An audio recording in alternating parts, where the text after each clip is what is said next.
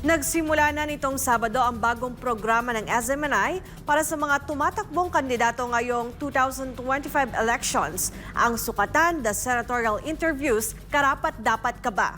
Layo ng programa na makilatis ang mga tumatakbong kandidato at mabigyan ng pagkakataon na mapakinggan ang kanilang plataporma.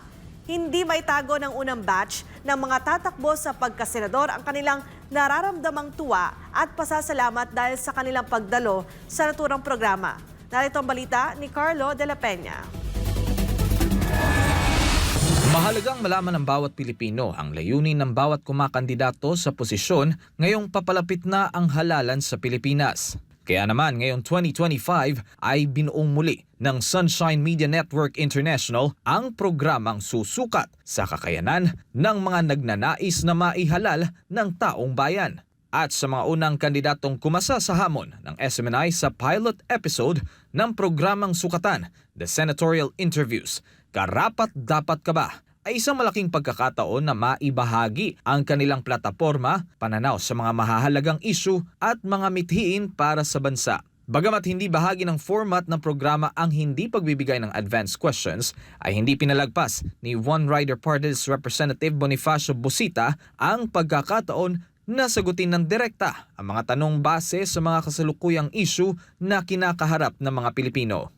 Maganda dahil si Sec Allen and Doc Joey, bagamat ang ating programa ay sukatan, hindi ko naman naramdaman na kami ay nagpapagalingan eh.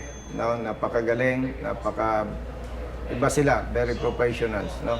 Para naman sa senatorial aspirant na si Dr. Jose Montemayor, patas ang naging trato ng SMNI sa kanila na kung matatandaan ay tumakbo rin siya sa pagkapangulo noong 2022 at una na rin kumasa sa hamon sa kanyang pagdalo sa SMNI presidential debates at the Deep Probe interviews.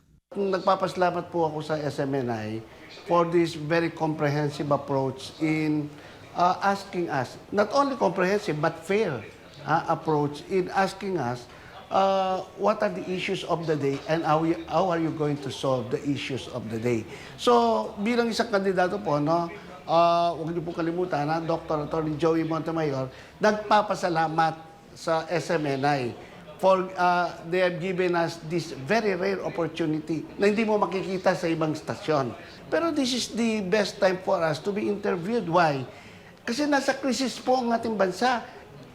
And this nation needs leaders, true leaders, hindi artista, hindi mga popular na mga politiko, para sa ganon, matulungan natin lahat tayo, ang ating bansa sa kanyang programa sa pagunlad.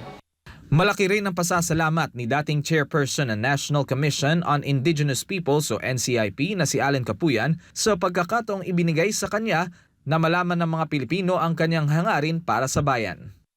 Unang-una, nagpapasalamat ako dahil binigyan kami ng SMNI ng platform para marinig ang aming mga programa at pagkakataon na rin na makilala ang ibang mga kandidato.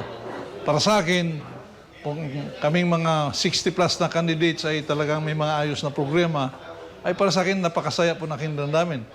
Mapapanood tuwing Sabado at Linggo mula alas 7 hanggang alas 9 ng gabi ang sukatan, the senatorial interviews, Karapat Dapat Ka Ba? Kasama ang mga banateros bilang mga host dito lamang sa SMNI. Kaya para sa mga wala pang napipiling kandidato na ihahalal sa Mayo, abangan ang mga susunod na episode ng sukatan. Para sa Diyos at sa Pilipinas kong mahal, Carlo de la Peña, SMNI News.